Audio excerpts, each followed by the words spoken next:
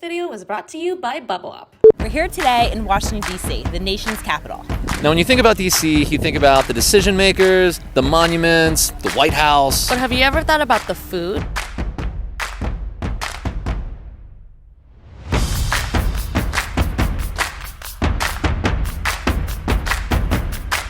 In this video, we're taking you onto a food tour into some of DC's best Asian American restaurants.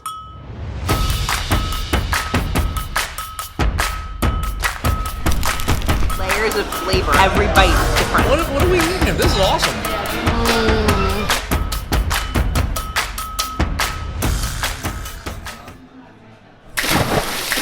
Hong Kong, known for its skyscrapers and labeled as the gourmet paradise, and tucked away in Blagden Alley, a historic district in Shaw, DC. Tiger Fork offers a modern take on Hong Kong street food, traditional dim sum, and classic Chinese dishes. When we came up with a concept for Tiger Fork, we wanted to focus on Hong Kong because it's a melting pot of a city where there's so many influences, different Asian backgrounds that meld into one spot. You really can't go wrong there. Tiger Fork, we wanted to be like that hidden gem. Blagden Alley is very hidden away from the main streets, a lot of murals, so no one really expects like a Chinese restaurant in the alley.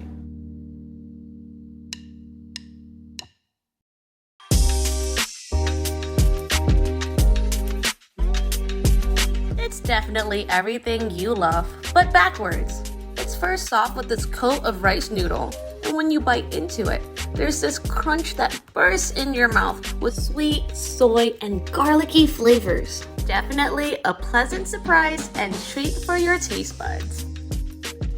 I was not expecting that. It's a noodle, so it's soft on the outside, and then there's just like a beautiful crunch on the inside. Woo! That's a flavor I've never had before. What are we eating? This is awesome. This here is the cucumber salad. It's definitely a palate cleanser. It's fresh, it's chili, it's sweet, it's everything that you need on a hot summer day. The mantou buns are kind of like an Asian al pastor. The bun is soft and moist, which pairs very well with this lean pork meat. And instead of pineapples, daikon radishes are coated with this mango hoisin sauce.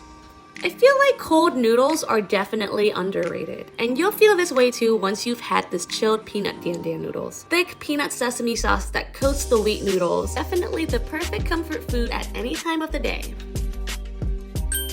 Alright, Hong Kong pan-fried noodles. So this is a mix of chicken thighs and pork tenderloin. It's a doubanjiang gravy on top. What you'll find in the bottom of all this is a pan-seared noodle. So it still retains its crunchiness because it's an extra starch noodle. But the inside of the noodles is super tender. Oh, I can feel the crunch of the noodles on my chopsticks. The Hong Kong pan-fried noodles takes you into dimensions of flavors and textures. A surprising amount of flavor. The crunch from the noodles.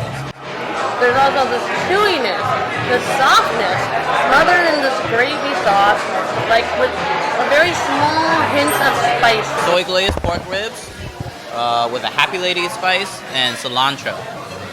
Happy Lady is going to be a blend of fried shallots, fried garlic, black bean, fermented black bean puree, and chili garlic. Why is it called Happy Lady spice? Happy Lady. Yeah. So there's a very popular chili crisp brand called Lagan Ma, and it means Happy Lady. When you see the logo, it's your grandma that's just like...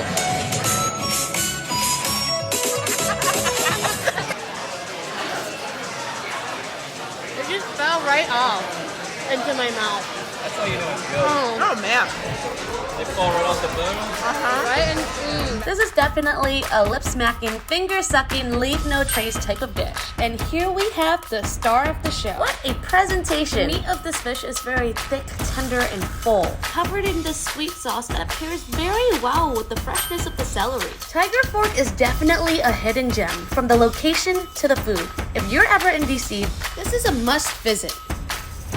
Around 5% of Peruvians have Asian roots, and you can find the culinary outcome of this culture here, about 2 blocks from the Ford's Theater in Washington, D.C. Chilcano is a Jose Andres restaurant that combines Peruvian Criollo, Chinese chifa, and Japanese Nikkei. When asked what makes Chilcano such a special place, according to Chef Fung, the reasons are as endless as the possibility. Peruvian cuisine just consists of so many different elements: the Spanish style, Japanese, the Nikkei, and then chifa, the Chinese style. You know, we can go really endless directions in terms of style cuisine and also ingredients. You have the Andes, you have the mountains, you have the Amazons, and you have the coastlines. So you have very distinct styles and influences, and also very distinct ingredients. So the end result is a lot of like vibrant flavors, very colorful, tasty, and fresh flavors. That endless possibilities. All right, we have chili wonton right here. This wonton makes me feel at peace with myself. It's very soft on the bite, and then it's buttery on its way down, and warms your entire belly with the chili oil. The perfect little dumpling for like a snowy day. And then there's shumai dorado. Also shrimp and pork base. First, you get the quail egg, and it's soft, and then the yolk pops in your mouth, coats... Oh wait, before I continue talking, we have to watch Jess use her chopsticks.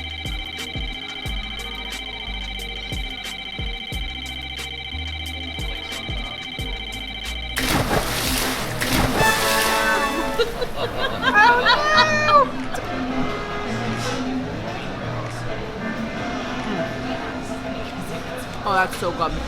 Layers of flavor as you like take a bite. It's like every bite is different. I've never eaten anything with a gold flake on it in my life.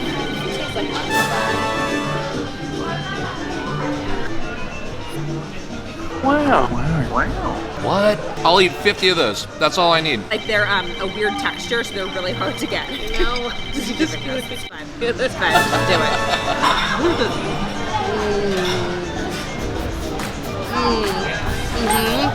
When you get the ceviche, make sure you have a little bit of everything on the plate in each and every bite. While the salmon was super fatty, the Nikkei was super fresh. You know something's gonna be good when you see an egg yolk sitting on the top of the entire dish itself. Ugh. I was very impressed by how soft and tender this beef was. And beneath all of that is a bed of hand-cut potato wedges that's soaking up all of the juice. The kongkolon is perfect for the table and for when you want to leave full. Some pork belly, some Chinese sausages, egg, bok choy, and shiitake mushroom. I'm not even gonna try to pronounce that, but it was delicious. There's some banana, vanilla, ice cream situation going on there. I would eat that in my sleep. Honestly, you cannot go wrong with getting anything here. Get whatever you want. Chilcano will take you into a journey of culinary juxtapositions that you've never had before. Vietnam, known for our beaches, rivers, Buddhist pagodas, and bustling cities, while the country is rich with history and flavors. Somewhere by the southwest waterfront in DC, Vietnamese-American chef Kevin Tien is making history in the culinary world. This is Moon Rabbit, a modern take on Vietnamese cuisine and Tien's love letter to Vietnam. I found my passion in the kitchen cooking with my grandma and my mom when I was a kid. My whole family are refugees, and like the only jobs I can get was like working in like Vietnamese restaurants. My mom being very young and me being very young, don't really have babysitters, so I would go work with her at like this Vietnamese cafe. I'd like to wake up every day to these buns. They're unfilled, very moist, so think cookie dough and bagel consistency. Of course, I'd smother every bite in this miso honey butter topped with chili flakes. Delicious. Salt and pepper shrimp, fried red long hot peppers, and then we do a ramp ramelade, so we have these pickled ramps in a ramelade. I love ramps. You like never see them on menu. The good restaurants will only have them on the menu like in the spring. Wait, you're eating the shell? That's a thing? If it's like fried with all the like delicious seasoning on top of the shell, you're supposed to eat the shell or you're not. Man. Savage. Gà chiên nước mắm, aka Vietnamese fried chicken. Right in. It's all about the crunch. This feels like it's got a good crunch to it. Let's see.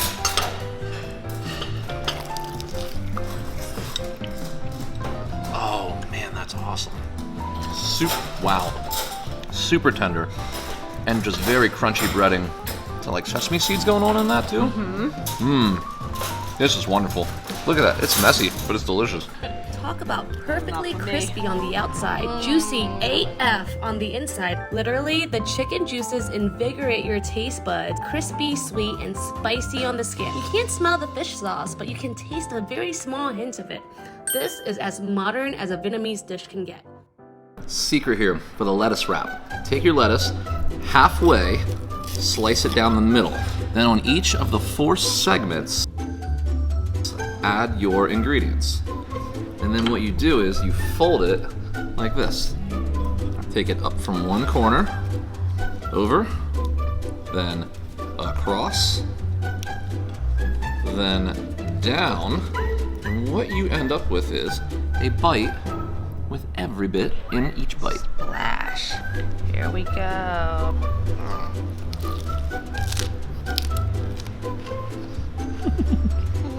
Big bite. Too big of a bite.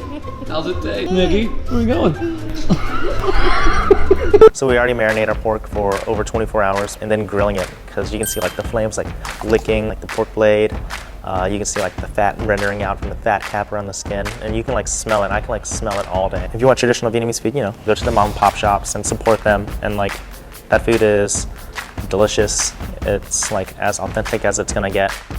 So we went to Pho Viet. This is the spring roll with the bean sprouts inside. Not a big fan of bean sprouts, so I went heavier with the sauce. They're known for their lemongrass pho. Be careful when you get it hot because it gets real hot. My favorite was number 52. The noodles were super crispy but super light. And you see here are some seafood, some shrimp, some squid, and imitation crab. Indian food lovers, go to Indigo. Indian food on the go. A family-owned business in Noma, DC. You see here is the chicken tikka masala, some lentils, and paneer makhni. This has to be the best Indian food I've ever had. Ramen lovers, go to Menya Hosaki. Pictured here is the karage and the spicy tonkatsu ramen. That chashu pretty much melted in my mouth. And that's it. That's our favorite Asian eats in DC. Comment below and let us know what we missed. This entire trip was actually planned using Bublup.